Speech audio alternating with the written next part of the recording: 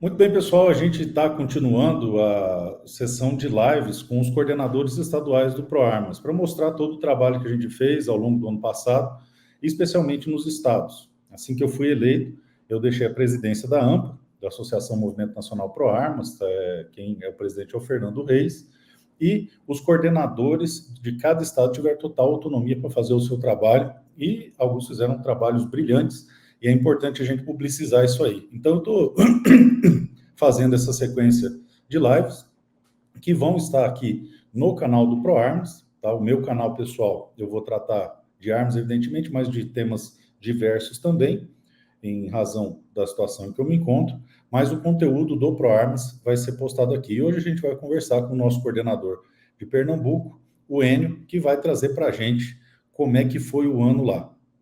Boa tarde, Enio, tudo bom? Como é que tá aí? Boa tarde, Paulão. Tudo certo, graças a Deus.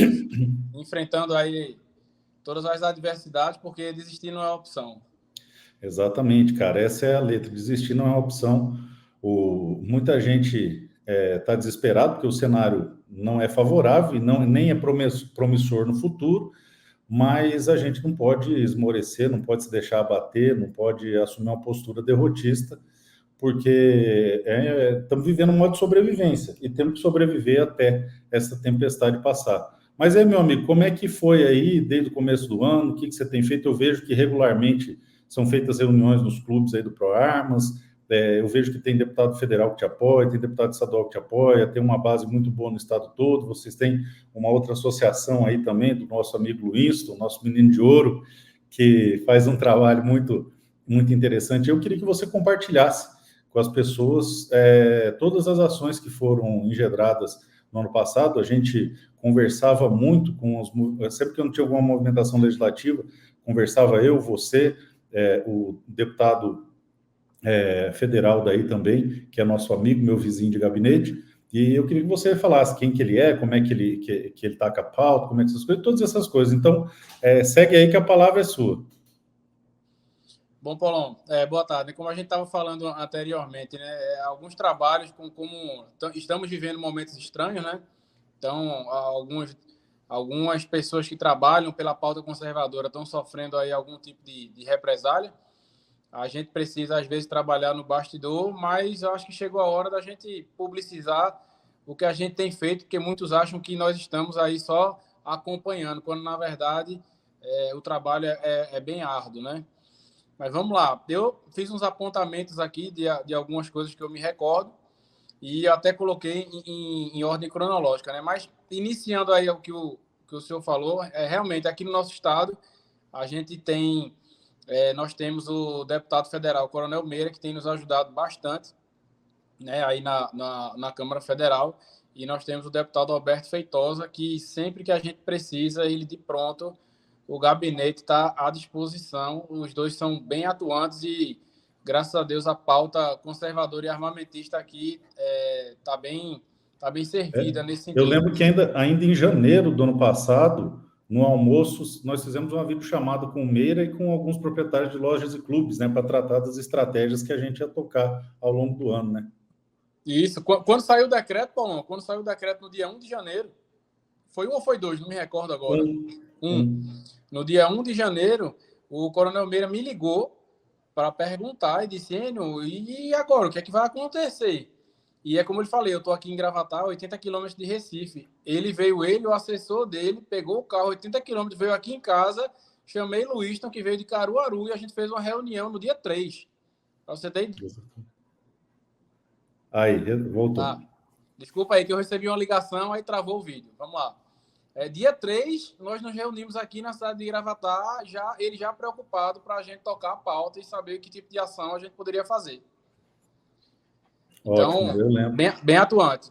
Bem atuante, parceiro, grande parceiro, tem buscado ajudar os clubes e lojas. Infelizmente, nesse regime de exceção que a gente vive, praticamente uma ditadura, infelizmente a gente tem que trabalhar quieto, porque senão o nosso inimigo neutraliza qualquer ação antes, e muito do que se conseguiu evitar de dano maior, a gente deve ao Coronel Meira, que sempre esteve com a gente desde a primeira hora.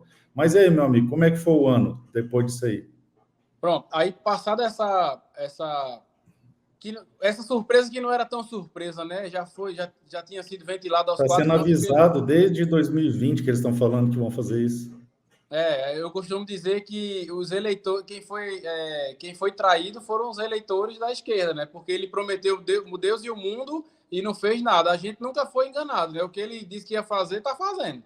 Exatamente.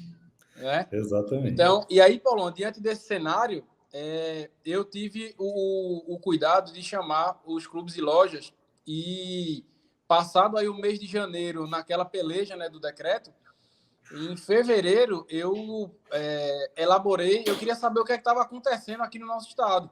Então eu elaborei um questionário, aqui ó, eu elaborei um questionário onde eu peguei dados de clubes e lojas e eu fiz apenas 5 perguntas para esses clubes e lojas. Eu tenho aqui esse questionário onde 38 empresas responderam as 5 perguntas. Alguns não responderam de forma completa, para não ter discrepância, eu desconsiderei, mas eu tenho 38 respostas completas. As 5 perguntas foram as seguintes, Paulo. Primeiro eu perguntei qual a redução do faturamento que você teve na sua empresa. Resposta em porcentagem, porque não é intuito saber quanto as empresas ganham, entre clubes e lojas. E aí, nenhuma teve redução do faturamento de 0% a 30%. 11% das empresas tiveram redução de 30% a 60%. 31% das empresas tiveram redução no faturamento de 60% a 80%. E 58% das empresas tiveram redução de 80% a 100%. Essa foi a primeira pergunta.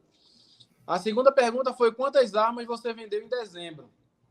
Aí tem o gráfico aqui, mas eu não vou me ater a isso não. Mas no volume foram vendidas em dezembro, dessas 38 empresas que responderam, um total de 1.189 armas.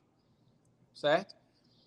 A mesma pergunta eu fiz, e quantas você vendeu em janeiro? Certo? E aí foram, pasmem, 103 unidades.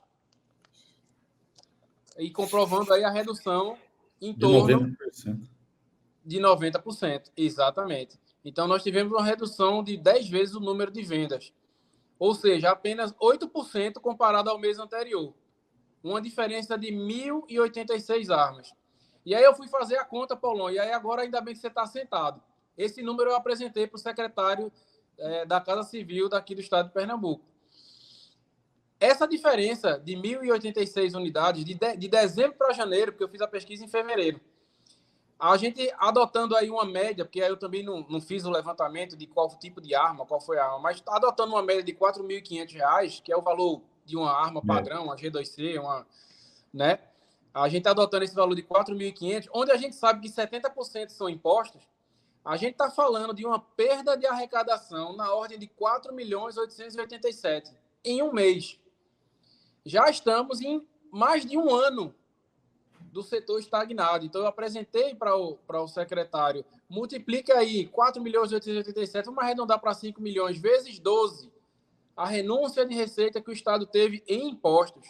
E olha que eu não estou nem entrando no mérito de, mas que tipo de setor, eu não estou entrando no mérito de... Não, só estou falando de perda de receita para o município em impostos, tá?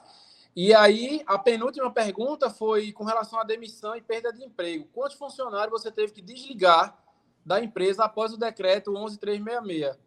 Foram 109 empregos diretos sendo exonerados, fora os indiretos. Tá?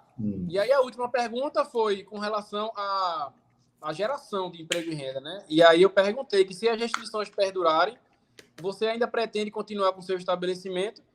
Apenas 18% disseram que pretendiam continuar e em torno de 81% disseram que iriam fechar as portas. Então, assim, esse foi um trabalho que o ProArmas aqui do estado de Pernambuco fez e nós temos isso levantado através daquele Google questionário, está online, disponível. Então, daí a gente já consegue traçar aí um cenário da realidade aqui nossa. E essa atuação sua, a gente tentou espelhar em todos os estados. Teve coordenador que não conseguiu fazer, mas muitos fizeram. E a gente levou esses dados para os deputados, a gente levou esses gráficos para lá. O Meire ajudou muito com isso. A gente trabalhou focado no passado em destacar a perda de arrecadação, a perda de emprego, a queda no desenvolvimento da região. e vários outros fatores, como também o impacto na segurança pública da existência de um clube ou uma loja de arma, porque segundo os mapas de criminalidade da Secretaria de Segurança do Estado, que é feito pela PM, onde tem clube e loja, o índice de criminalidade tende a baixar, e isso é uma constante em todo o Brasil, ao contrário do que os mentirosos aí apregoam. Enfim, parabéns pela iniciativa, e isso que é interessante, a gente dá essa autonomia para os coordenadores, porque o que dá certo no Estado a gente tenta replicar no Brasil todo. Infelizmente, nem todos os coordenadores puderam fazer como deveria, como você fez, mas muita gente fez, e esses dados chegaram a todos os deputados que nos apoiaram, e a gente conseguiu fazer uma base que por 3 votos nós não conseguimos aprovar o PDL, mas hoje, se botar a votar, consenso na casa que passa.